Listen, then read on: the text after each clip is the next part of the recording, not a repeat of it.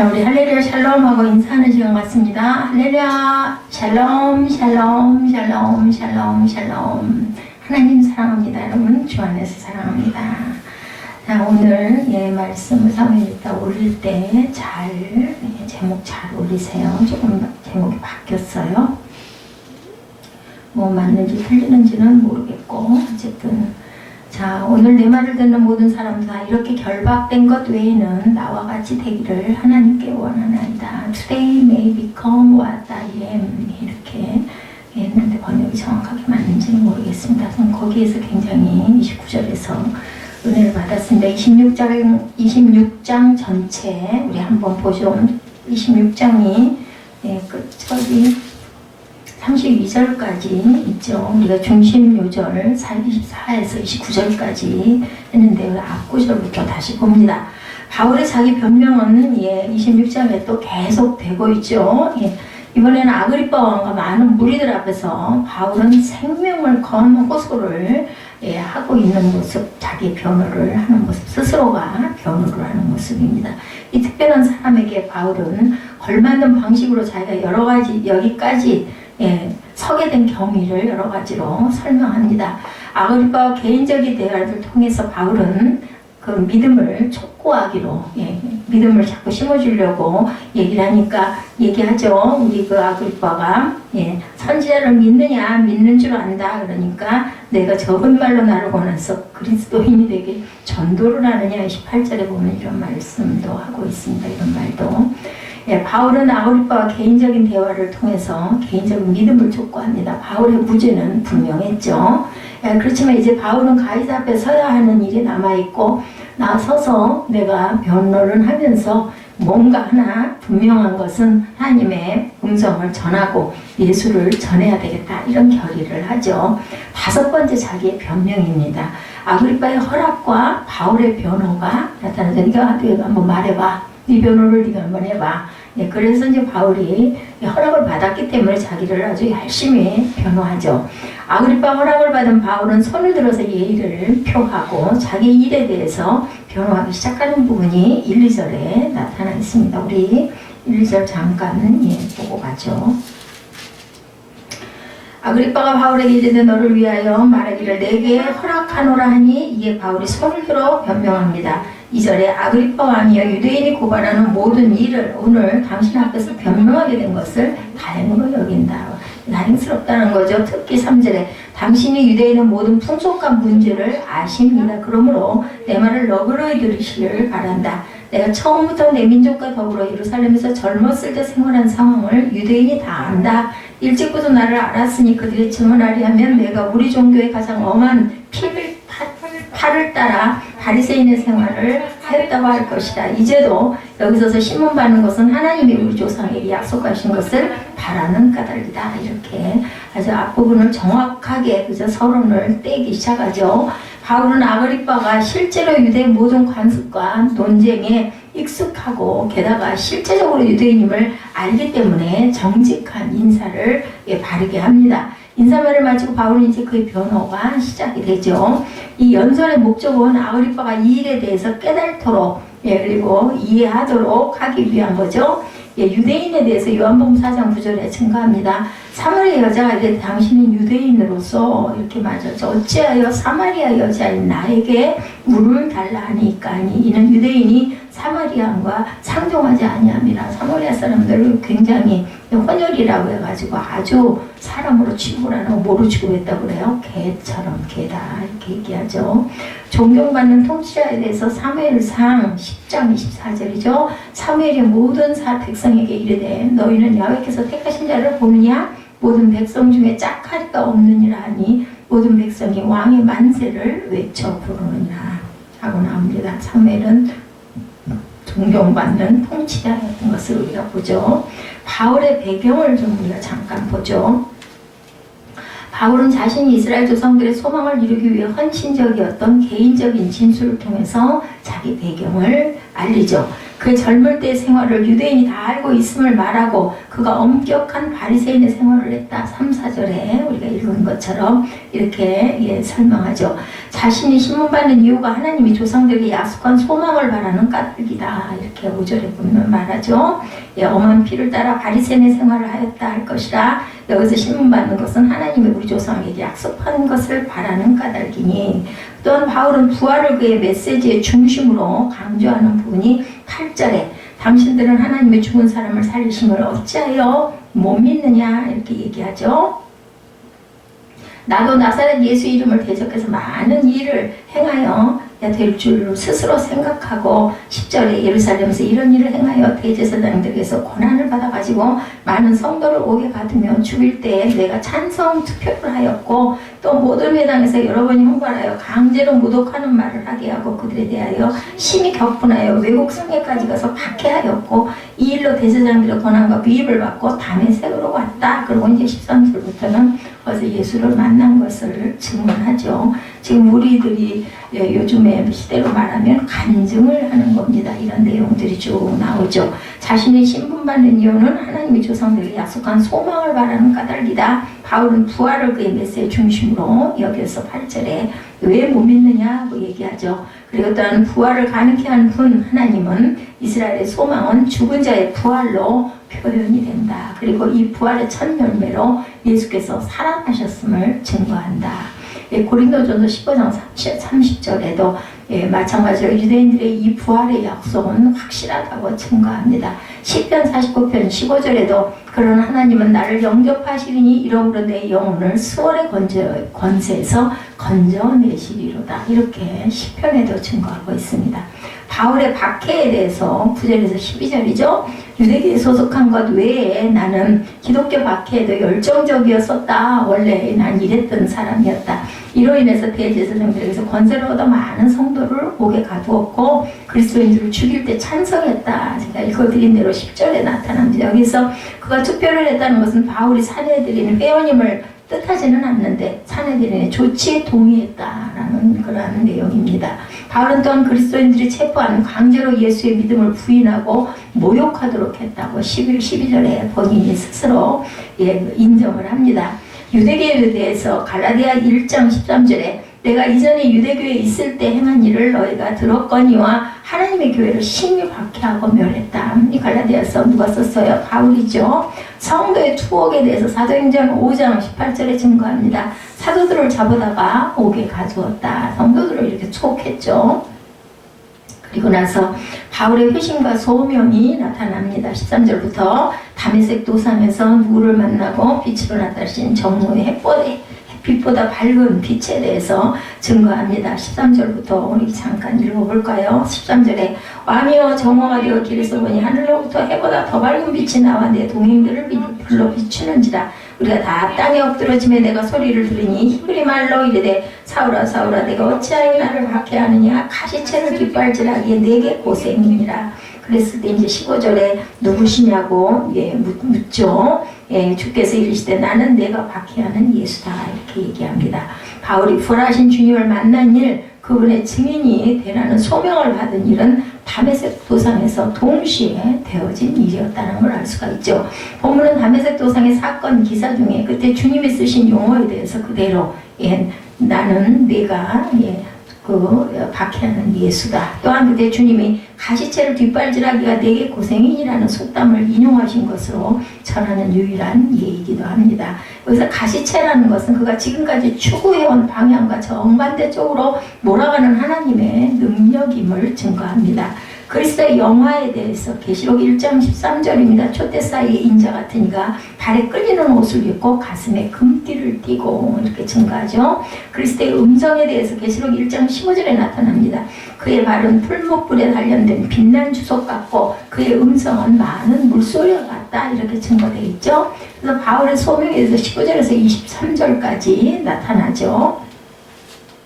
19절에서 23절 아그리빠 왕이여 그러므로 하늘에서 보이신 것을 내가 거스르지 아니하고 먼저 다메섹과 예루살렘에 있는 사람과 비대 온 땅과 이방인들에게까지 회개하고 하나님께로 돌아와서 회개에 합당한 일을 하라 전함으로 유대인들이 성전에서 나를 잡아 죽이고자 하였으나 하나님의 도우심을 받아 내가 오늘까지 서서 높고 낮은 사람 앞에서 증언하는 것은 선지자들과 모세가 반드시 되리라고 말한 것밖에 없으니 곧 그리스도가 고난을 받으실 것과 죽은 자 가운데서 먼저 다시 살아나사 이스라엘과 이방인들에게 빛을 전하시리라 함이니이다 하니라. 이렇게 얘기를 하고 24절부터는 아그리파 왕에게 전도하는 내용이 그게 오늘 본문 24절에서 29절 중심이었습니다.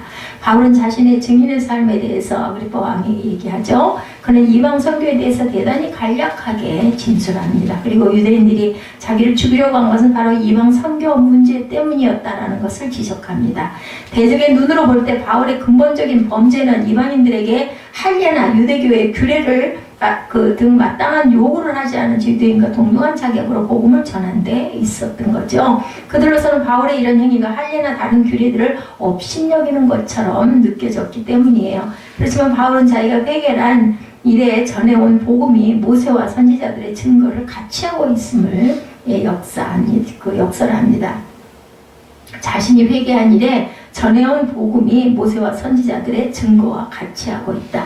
곧 그리스도의 고난을 받으실 것과 죽은 자 가운데 다시 살아날 것, 그리고 이 일로 인해서 이스라엘과 이방인들에게 빛을 선포하게 되리라는 것이 증거의 요약이었던 거죠. 하나님의 도우심에 대해서 고린도서 1장 10절입니다. 그가 이같이 큰 사망에서 우리를 건지셨고 건지실 것이며 이후에도 건지시기를 그에게 바라노라.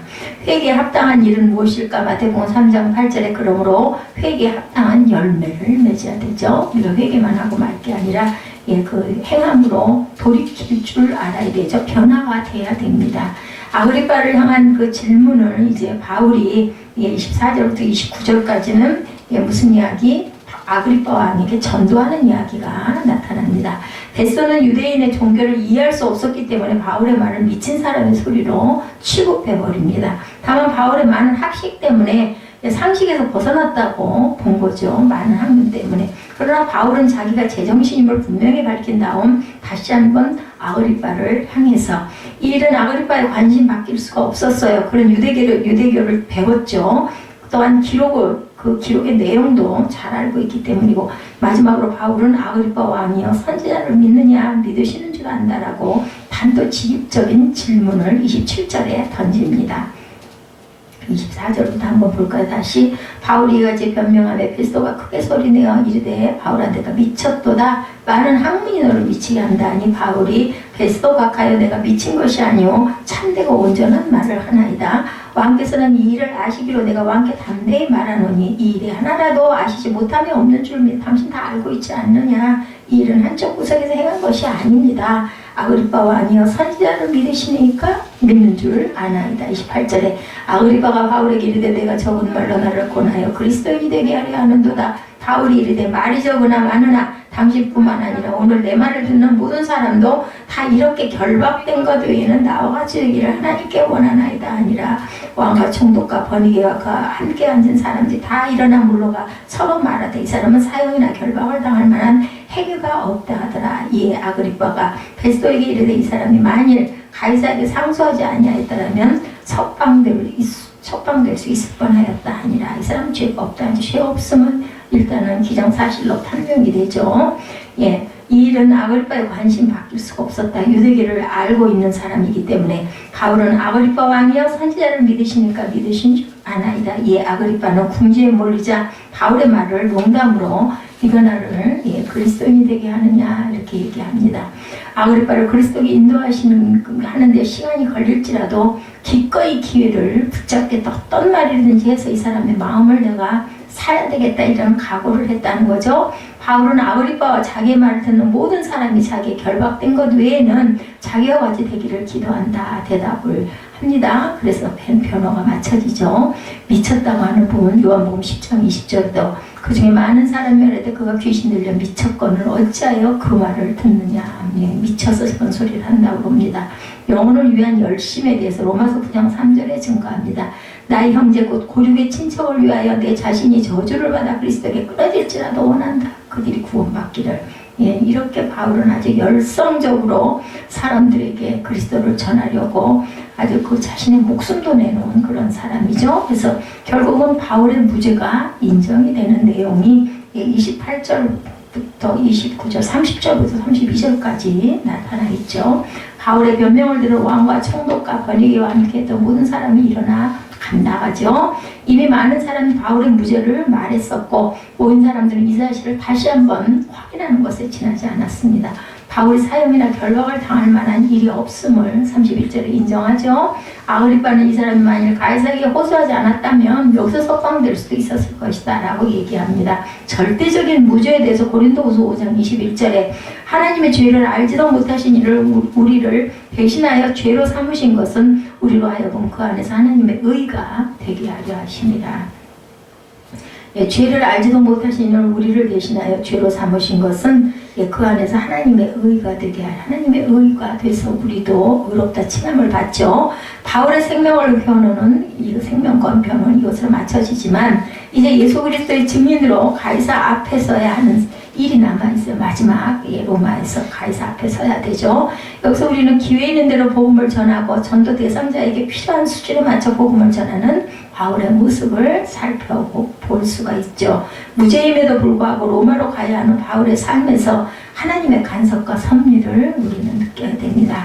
우리 인간은 각각 소원이 많고 욕망도 많고 욕심도 많아요. 그죠? 이것이 없다면 인간이 아닙니다. 그리고 가장 중요한 것은 결국은 이런 것들이 아니고 행복한 자가 되느냐 성공한 자로 사는 길이 어디 있느냐 이것이 정말 중요한 문제죠.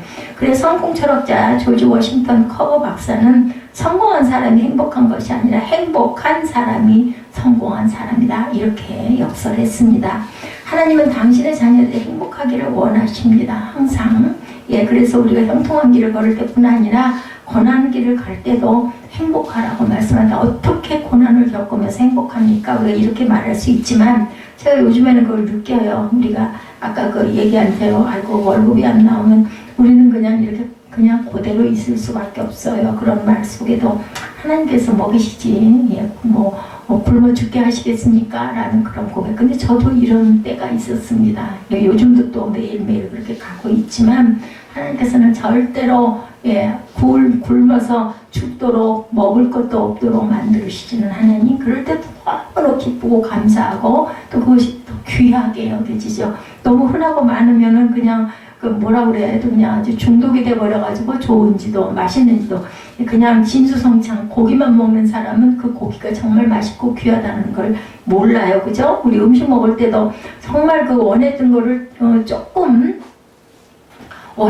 조금 먹을 때 첫 번째 저는 고기를 먹어도 첫 번째 먹을 때가 제일 맛있어요. 그것도 편한 사람하고 그리고 편하게 같이 만들어갖고 딱 처음에 하나 딱 먹을 때가 맛있고 계속 먹으면은 모르겠더라고요. 이게 맛이 있는 건지 없는 건지 그냥 자꾸 나중에 배불러갖고 불편하고 그냥 안 좋죠. 기분이 나빠요. 몸이 무거워지면은. 그래서 자꾸 먹는 게 정말 좋습니다.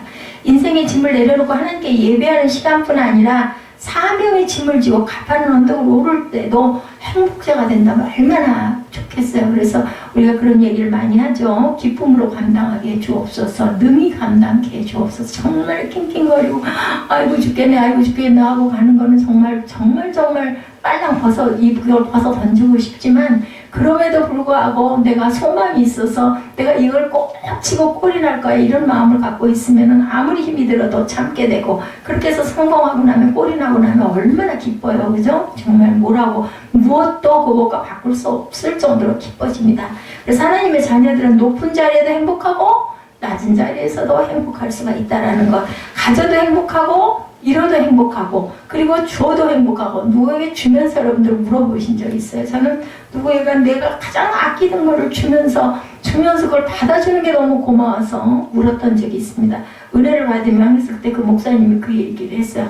아니 이 사람들은 뭘 주면서 울고 받으면서 울고 받은 사람도 너무 고마워하고 너무 좋아하고 주는 사람도 정말 간절하고 이게 바로 선물 아닐까. 정말 내가 갖고 있는 거를 그래 진짜 선물은 그 예지처럼 자기가 정말 아끼면서 쓰던 펜을 정말 이거 좋아하셨으니까 내가 이거 선생님 드릴 거야 선생님 드릴 거야 이 마음으로 만약에 줬다면 진정한 선물이에요. 그것은 아닐지라도 그렇게 믿으시기 바랍니다. 그래야 은혜가 충만하죠. 그리고 그냥 우리 인간적으로는 정말 못됐어. 막 정말 뭐 한도 칭찬할 게 하나도 없지만 우리는 전도해야 되는 전도사의 임무를 갖고 있고 교회이기 때문에 그럼에도 불구하고 그죠? 다독이고 그리고 온전한 길로 바로 가게 해달라고 우리는 기도해야 세상 사람들하고 조금 다르겠죠? 그게 이제 안 되다 보니까 단계가 있어요. 그 단계를 겪고 거치면서 아니 뭐 온전하고 좋은 면이야 뭘 우리가 필요하겠어요. 그렇지가 못하니까 제가 있고 우리 전사님 계시고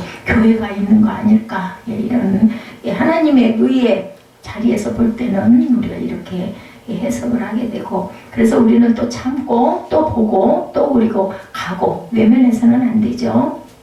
오늘 본문에 이런 행복한 사람을 우리가 만날 수 있는 게 바로 바울이다. 그래서 제가 행복한 사람인데 저는 그 29절의 말씀이 너무너무 말씀을 읽으면서 가슴에 닿았어요. 자기 행복을 선언하죠. 바로 그게 24절에서 29절 내용이에요. 바울의 행복. 우리 다시 한번 합독해 볼까요? 바울아 두려워하지 말라. 내가 가이사 앞에 서야 하겠고 하나님께서 너와 함께 항해하는 자를 다 내게 주셨다 하였으니 27장 24절이에요. 27장 25절에는 그러므로 여러분이여 안심하라. 나는 내게 말씀하신 그대로 되리라. 하나님을 믿노라. 그런지 우리가 반드시 한 섬에 걸리리라 하더라. 풍랑으로 배가 깨어지는 사건이 일어나죠. 27절에 나흘째 되는 날 밤에 우리가 아드리아 바다에서 이리저리 쫓겨가다가 자정쯤 되어 사공들이 어느 육지에 가까워지는 줄을 짐작하고 28절에 물을 재어보니 20길이 되고 조금 가다가 다시 15길에 줄어들었죠. 암초에 걸릴까요? 고물로 단 넷을 내리고 날이 새기를 고대하느라 깜깜하니까 아마 거기서 그냥 기다렸던가 봐요.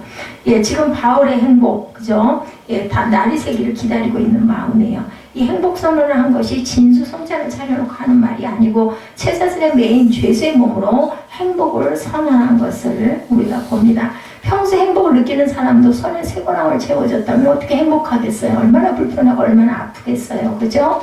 예, 내 꼴이 이런데 어떻게 행복해? 이렇게 불평한 말도 안 되는 소리 하지도 마 이렇게 얘기하게 되죠. 막 화가 날 수도 있어요. 그런데 정말 바울은 행복해하죠. 어디에서도 그죠? 지하 감방에서도 차고에 채워져 가지고도 빌립보 감옥에서도 찬양을 하면서 기뻐했던 바울이죠. 이것은 사람의 힘으로 되는 건 아닙니다. 그걸 내가 어떻게 그렇게 해 하지만 성령께서 하시면 됩니다. 저와 여러분도 아니면 어떤 누구도 하나님께서 그 사람을 딱 만들려고 하시고 그 사람을 점 찍어가지고 만드시면 그렇게 되고도 남죠. 지금 바울 사도는 한 재판장에서 한 재판관, 한 나라의 왕이죠. 예, 왕 앞에 있죠. 예, 기도하면서 나도 저 왕처럼 되게 해주시라고 얘기는 하지만 사도 바울은 저 왕도 나처럼 되게 해주세요 라고 외치고 있는 부분이 바로 29절 말씀이에요. 그래서 내가 이거 결박된 거 외에는 당신들도 나처럼 되기를 내가 원한다. 이렇게 오히려 역설적으로 외치고 있죠. 죄수들은 왕이 되기를 원하는데 바울은 당신들도 나같이 되기, 나처럼 이렇게 행복자가 되라, 나처럼 이렇게 기뻐져가라, 당신들 이거 아시겠어? 이렇게 얘기를. 정말 대단한 사람이에요. 그죠? 우리 같으면 쫄아가지고 고개도 못 들고 어떻게 내가 풀려나기를 막 바라고 이럴 텐데 하나님의 능력입니다. 이것은 포박된 몸으로 당신도 나와 같이 되기를 원합니다. 당신도 나처럼 행복할 수 있기를 원합니다 라고 고백을 하는 거예요. 베스도 총독이 네가 많은 학문이 너를 미치게 한다. 네가 이상한 거를 배우더니 미쳤구나 이렇게 얘기를 해버리죠. 어느 유명한 부흥 강사 목사님이 설교 부탁을 받았대요. 너무나 재미있는 이야기여서 전합니다. 근데 설교해달라는 곳이 나체촌이었다고 합니다. 설계해달라는 곳이. 목사님은 고민합니다. 옷을 입고 가야 되나 벗고 가야 되나 이렇게 고민을 했대요. 왜냐면 바울이 그랬죠. 유대인에게는 유대인들 것처럼 헬라인에게는 헬라인들처럼 무식하고 가난한 사람들에게는 또 그들 수준에 맞춰서 이렇게 해야 그들이 많이 전도를 받을 게 아니니까 예지를 전도하려면 예지같이 되면 돼요. 그죠? 같이 막 미친 짓을 하고 동무가 되고 이래야 되는데 제가 그걸 못하다 보니까 내가 싫은 것 같아요. 제가 지금 깨달은 게 그런 마음입니다. 설교 내려되자 목사님 어떻게 했을까요? 어땠을 것 같으세요? 내가 옷을 입고 가야 돼, 벗고 가야 돼, 나체촌을 가야 되는데 어떻게 하고 가셨을까요? 목사님이 옷을 벗고 가셨어요. 그랬더니 거기 온 성도들은 사람들은 어떻게 하고 왔을까요?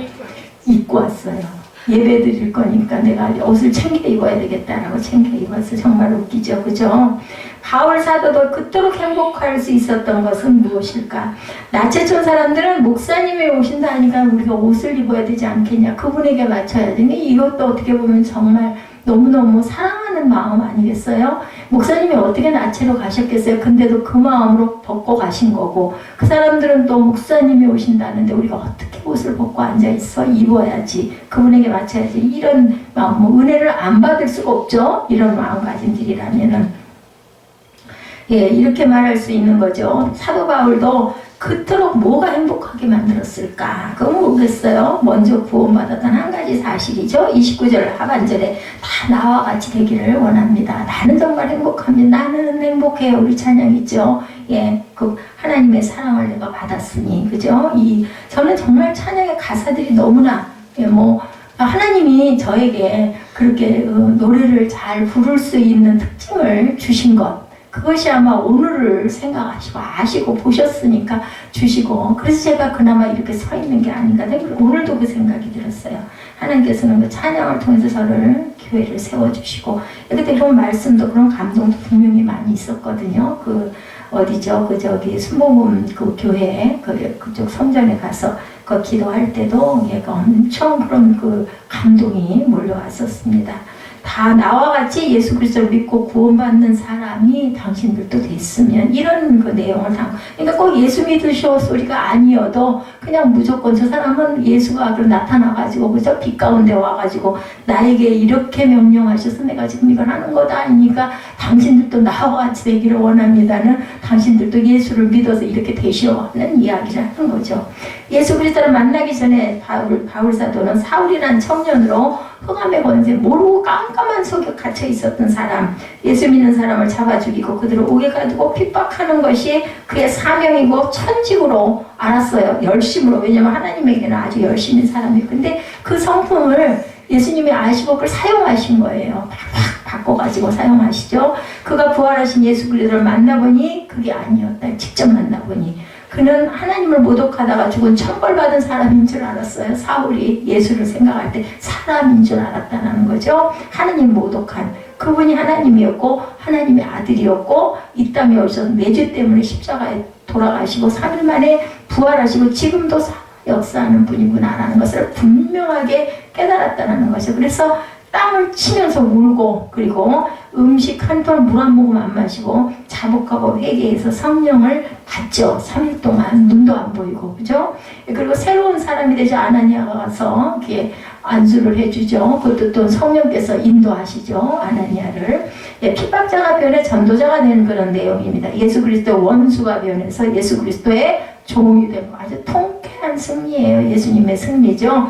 예수 그리스도를 믿는 자를 박해하던 자가 변해서 그리스도를 위해 옥에 갇히고 채찍에 맞고 피를 흘리면서도 기뻐서 찬양하라는 그런 미친 바울이 되게 하는데 그 미친 것이 우리들 미쳤다 소리 많이 들었잖아요. 막 기도하고 막 그러면 울기는 왜 울어 미친 것들이 이런 말을 많이 듣는 거고 예수 믿으면서 성령이 임한 증거이기도 합니다. 물론 그 장소와 이런 그 때를 잘 생각하면서 우리가 절제도 필요하긴 하지만 그 고난을 행복으로 여기고 영광임을 알기 때문에 행복한 사람이 되어서 나는 담대히 외칠 수가 있었다라는 거죠. 아그리빠 왕이여 당신도 나처럼 예수 믿고 변화되어 새 사람이 되세요. 총독 벨리스여 당신도 예수 믿고 나와 같이 되기를 원합니다. 그럼 진정 행복한 사람이 될 수 있습니다. 라고 고백을 하는 부분이 바로 29절의 내용이다. 어떤 대기업에서 비서를 채용하기 위해서 면접을 봤다고 합니다. 근데 사장이 첫 번째 여성에게 물어요. 하나 더하기 하나는 몇입니까? 물어봅니다. 그래서 면접 보는 녀석이 망설임 없이 당연히 2죠 하고 대답을 했어요. 그래서 사장은 이 여자는 참 정직하구나 이렇게 점수를 매겼다고 합니다.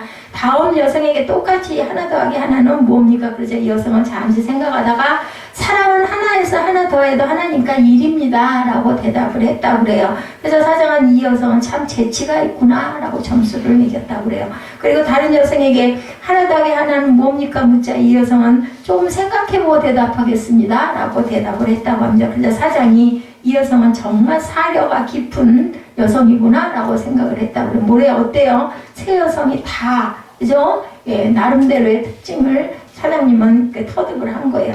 이 세 사람 중에 누가 비서로 뽑혔을까요? 1번이요? 사무엘은 누가 비서로 뽑혔을까? 하나 더하기 하나는 2입니다. 하나 하나 더하기 하나는 1입니다. 저는 좀 생각해보고 대답하겠습니다. 그죠? 예, 여러분들 다 틀렸어요. 이쁜 여자가 비서로 뽑혔다고 합니다. 그죠? 비서 뽑을 때 용어를 보잖아요. 넌센스 퀴즈예요. 넌센스 퀴즈. 자, 얼굴 이쁜 여성이 비서로 답은 뽑혔다고 그래요. 세상은 이처럼 사람을 외모로 평가하지만 하나님은 그렇지 않죠.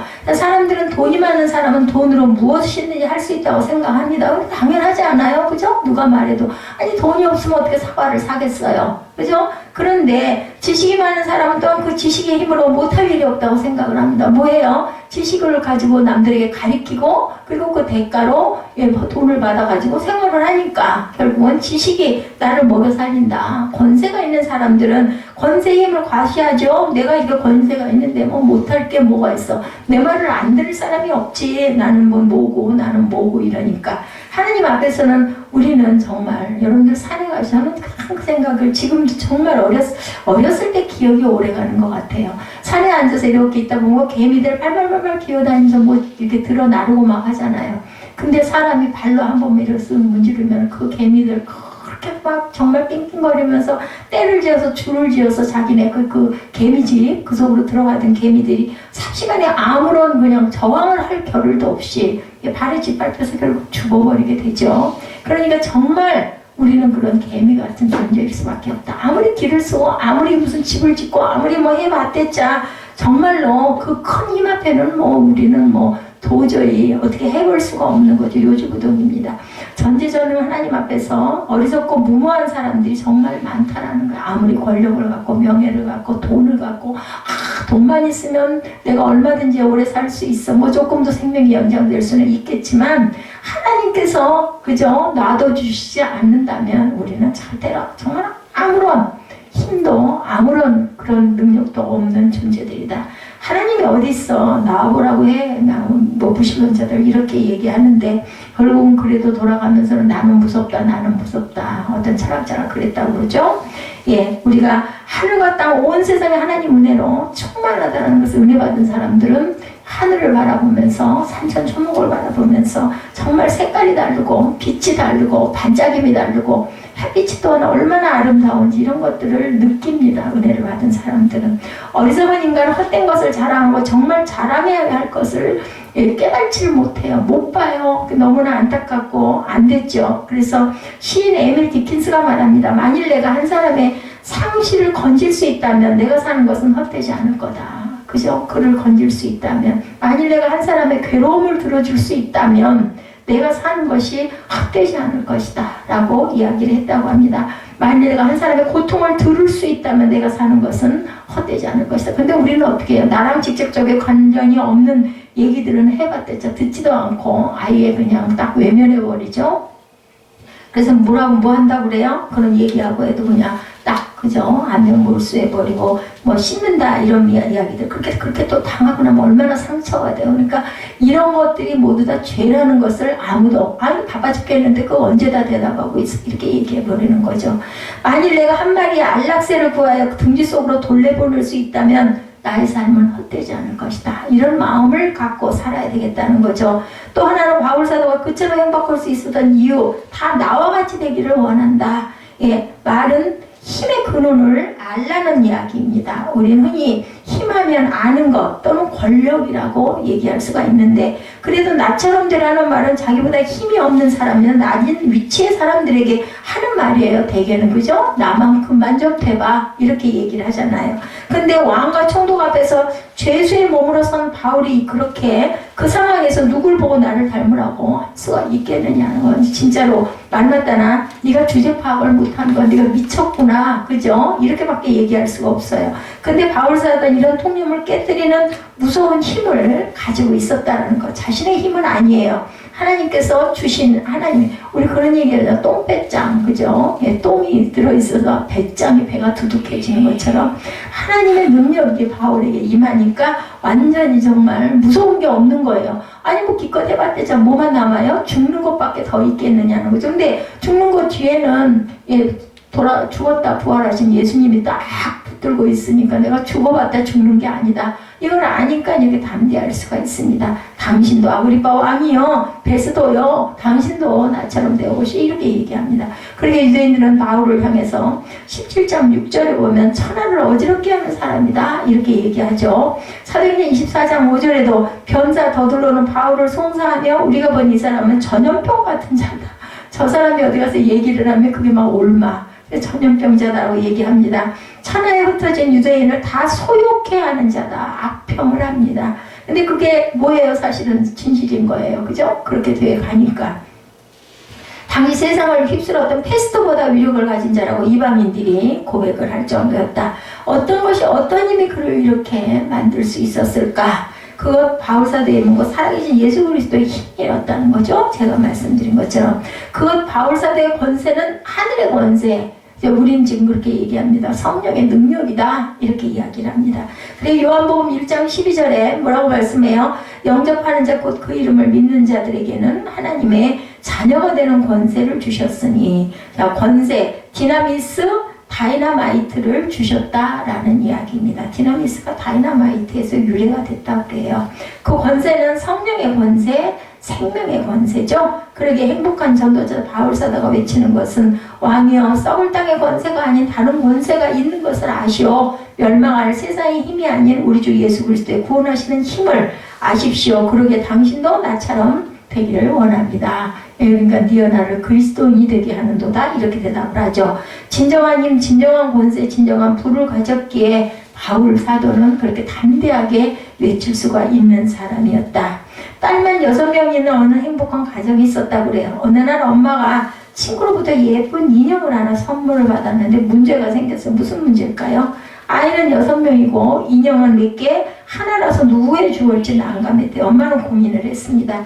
오늘 제일 말을 잘 듣는 사람에게 이 인형을 줄 거다. 그 말을 듣자 6딸이 하나같이 에이 그러면 아빠 거잖아요, 그렇게 얘기를 했다고 합니다. 아빠가 아마 엄마 말을 제일 잘 들었던 거죠. 아이들 보기에 아빠가 엄마 말을 제일 잘 듣는 사람으로 보인 거죠. 아이들에게 그렇게 보일 정도이면 어떤 가정? 행복한 가정이죠. 안락한 가정입니다. 세상에서 가장 아름다운 삶은 들어주기를 힘쓰는 삶을 살아야 된다. 반면에 세상에서 가장 추한 삶은 들어달라고 떼쓰는 삶이라는 겁니다. 알아주는 삶에는 행복이 있고 알아달라는 삶에는 불행이 깃든다는 거죠. 우리의 가장 먼저 버려야 할 생각은 내 마음을 너무 몰라줘 하는 생각, 그리고 가장 먼저 실천해야 할 생각은 내가 좀 더 들어주자 하는 생각을 갖고 세상을 대해야 되겠다. 들어주는 삶에 붙들어주는 삶도 있게 되고 만들어주는 삶도 있게 되는 거죠. 잘 들어줄 때 사랑하는 대상은 견고한 인생으로 다져지고 만들어져 간다라는 거. 입은 하나고 귀는 2개인 것처럼 말하는 것보다 듣는 것은 2배로 하고, 입보다 귀가 높은 위치에 있는 것처럼 말하는 것보다 듣는 것을 높이고 존중할 때 행복은 절대로 비켜서 가지 않는다. 행복은 귀가 하나이고 입이 2개인 괴상망측한 외계인에게 절대로 찾아가지를 않는다는 거죠. 그래서 고린도후서 6장 8절에서 10절에 말씀하죠. 속이는 자 같으나 참되고 무명한 자 같으나 유명한 자요, 죽은 자 같으나 보라 우리가 살아있고 징계를 받은 자 같으나 죽임을 당하지 아니하고, 근심하는 자 같으나 항상 기뻐하고, 가난한 자 같으나 많은 사람을 부유하게 하고, 아무것도 없는 자 같으나 모든 것을 가진 자로다. 고린도 전후서에 참 귀한 말씀들이 많습니다. 로마서까지. 질병도 가난도 핍박도 감옥도 채찍도 쇠사슬도 죽음도 바울사도를 얽매일 수 있는 것은 없었다. 그래서 우리가 무슨 찬양이에요? 나는 자유의, 이 찬양을 너무나 좋아하지 않습니까? 은혜 안에 들어가면 어떤 것도 나를 얽매일 수가 없다. 나를 쇠사슬로 꽁꽁 묶었다 하더라도 내 마음은 절대로 매일 수가 없다는 것도 너무너무 자유하다는 거죠. 자, 세상에 그 무엇도 거듭난 생명의 자유를 억압할 수는 없다는 거예요. 환경이 나의 행복을 절대 빼나갈 수가 없고, 예수 안에서 나는 무한한 행복자 바울사도의 선언, 당신들이 나같이 되기를 원하나이다. 이것이 우리 그리스도인들의 선언이, 이 모든 선언들이 그리스도인들의 선언, 저와 여러분의 선언이 되어야 되겠죠. 행복은 우리 마음가짐에 달려 있다는 겁니다. 우리 밖에 있는 것이 아니라 바로 어디에? 우리 안에. 우리가 육신적으로 힘들고 고통스러운 삶을 살아간다 할지라도 우리 마음이 기쁘고 즐거우면 우리는 언제나 복된 삶을 살 수가 있다. 그래서 복은 전적으로 마음가짐의 문제다. 행복하면 세상적인 언어인 것 같고, 복 그러면 하나님께서 주시는 복 같지만 결론은 우리가 복된 삶, 행복한 삶은 우리 마음가짐에 있다. 그래서 우리 찬송가의 높은 산이 거친들이 495장이죠. 통합찬송. 초막이나 궁궐이나 내 주 예수 모신 곳은 그 어디나 하늘나라다. 우리가 어떤 곳에 있든지 예수를 모시고 있기에 우리가 항상 행복하다는 겁니다. 바울사도 그는 정말 복된 행복한 전도자였다. 예수에 미치고 복음에 미쳤기에 죽음을 두려워하지 않고 핍박을 무서워하지 않은 행복한 사람이었다. 그래서 우리가 뭔가 성공하려면 거기 미쳐야 된다고 그러죠. 그래 베스도 총독은 바울아 내가 미쳤다. 네 많은 학문이 너를 미치게 한다. 이렇게 얘기합니다. 우린 이런 이야기를 들어야 합니다. 예수 때문에 행복하기에 세상 사람들이 미친 사람 아니냐는 말을 들어도 그래도 기쁘고 당신들이 이 기분을 알아? 이런 느낌을 당신 한번 가져나 봤어? 우리가 거꾸로 이렇게 얘기할 줄 알아야 되겠죠? 예, 저와 여러분은 무엇에 미치셨습니까? 오직 성령께, 하나님께, 예수께 미치기 바랍니다. 20대는 사랑에 미치고, 30대는 야망에 미치고, 40대는 일에 미치고, 50대는 소유에 미치고, 60대는 명예에 미치고, 고독에, 70대는 은퇴에 미치고, 80대는 죽음에 미친다. 이렇게 얘기를 한다고 하지만 우린 예수 그리스도 때문에 미쳐서 살아야 되겠다. 그럼 어때요? 세상이 감당할 수 없는 그러한 행복한 자, 누구도 나를 결박할 수 없는 그러한 자유한 저와 여러분이 되신다라는 거죠. 나는 행복해요. 나는 예수 때문에 정말 복된 사람이에요. 이런 주인공들이 되시기를 주님의 이름으로 축복합니다.